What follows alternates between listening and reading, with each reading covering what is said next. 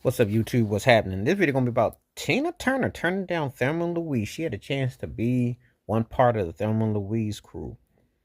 Would have been interesting, I guess. I don't know. One thing about with Tina Turner, she had a fiery, rambunctious personality, which was on a stage. It's kind of hard to say though how that would have been.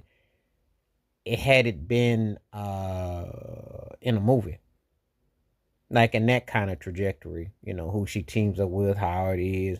It would have been interesting, but I can't quite say. It's hard to call it. You look at somebody in one capacity, but then you think about them in another capacity, and it may not hit like that. You gotta put that. You gotta spin that wheel a certain way because you just gotta understand that it might not necessarily go where you think it's gonna go. So, But anyway, it was interesting. Um,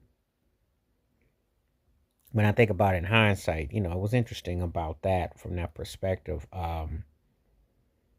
She was at the time she could do no wrong.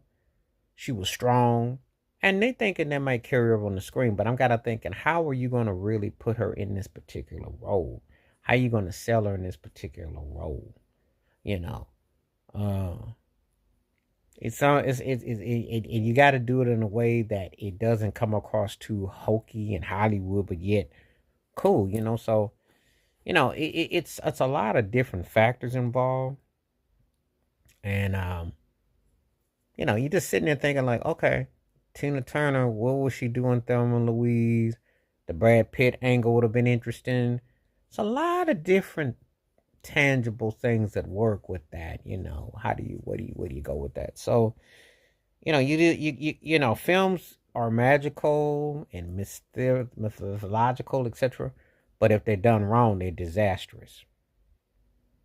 We don't want to see a film that turns out to be corny, that it doesn't work because you did something stupid, and that it was just it was hyperbolic, and it was like, oh boy, this was a dud. So but it did get my curiosity though.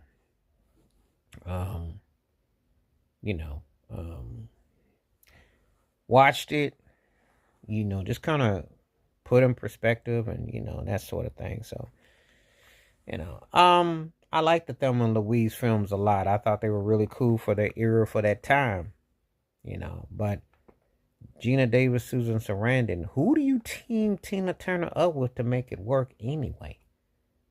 Because she was like a hybrid of both of them. She had a fiery vibe like Susan Sarandon, but then she had